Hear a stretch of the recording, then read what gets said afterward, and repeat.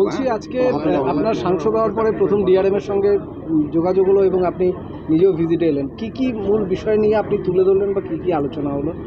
প্রথমেই আমাদের একটা কার্সি ভিজিট হয়েছিল, সেটা আমাদের যিনি ডিএন আছেন ওনার সাথে আমি করেছিলাম।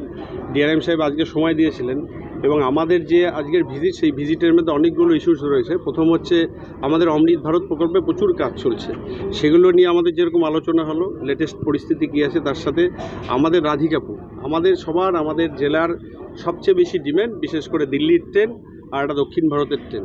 তার জন্য আমাদের একটাই সমস্যা, সেটা হচ্ছে রেলওয়ে ট্র্যাক। রাধিকাপুরে অলরেডি ওনারা প্ল্যান এস্টিমেট করেছে, সেখানে 2টো ট্র্যাক আমাদের বানানো হবে।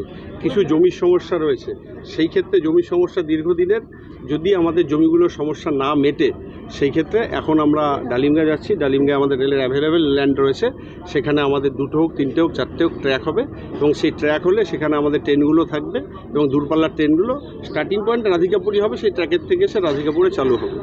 বাকি আমাদের স্টেশনগুলো আপগ্রেডেশন, বিশেষ করে আমাদের কালিয়াগঞ্জ, রায়গঞ্জ, ইসলামপুর, ডালখোলা যে স্টেশনগুলো রয়েছে, সেখানে আমরা বলেছি যে কোনো একটা প্ল্যাটফর্মের মধ্যে পুরো শেড, নইলে বৃষ্টির সময় প্রায় মানুষ ভিজে যাচ্ছে, মানুষের কষ্ট হচ্ছে।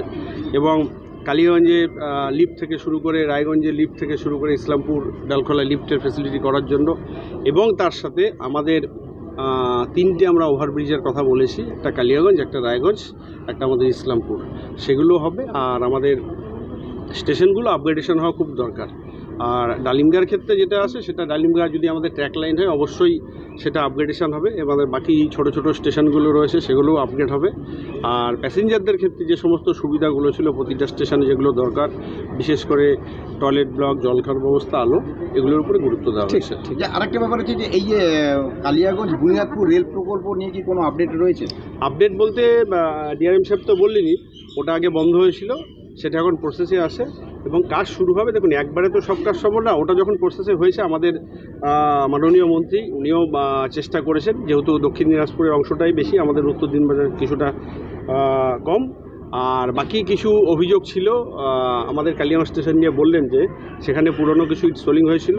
আমি এবং আমাদের যিনি ডিএম ছিলেন ভিজিট করার পরে আপনারা গিয়ে দেখবেন অলরেডি সব ইট উঠে আসছে। এবং আপনাদেরকেও বলবো যে আপনারা সাংবাদিক হিসাবে নয়, আমিও যেরকম সাধারণ মানুষ, আপনারাও সাধারণ মানুষ, এই কাজ আমাদের সবাদের। কারণ হচ্ছে মোদিজি কাজের ক্ষেত্রে অমৃত ভারত প্রকল্পে যে একটা গতি এনেছেন, আমরা সবাই মিলে সেই কাজটা দেখে নিয়ে যাতে ভালো করে, সবসময় যে ডিএন বা ডিআরএম ছুটে আসবে সেটা নয়, আমরাও নাগরিক হিসাবে আমাদের দায়িত্ব নিয়ে কাজগুলো দেখে আমাদের বুঝে নেওয়া উচিত, কারণ আমরাও চাইবো কাজগুলো ভালো হোক। Thank you. ঠিক।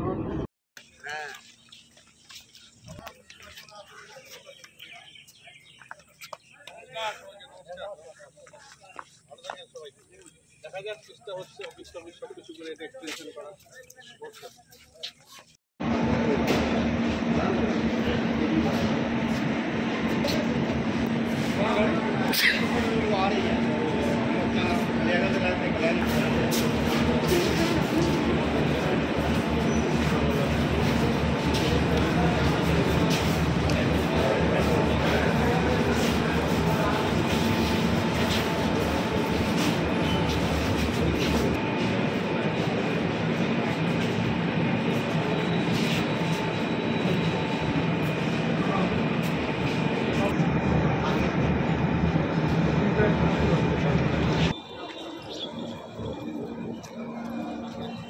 शुभ लंगे चलो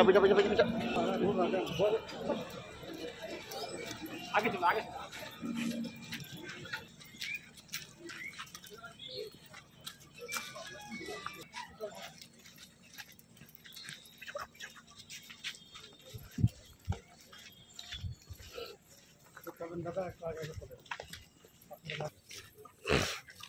শুধু ঘাম হাতে মুছে। পিছাও না চল্লিশ।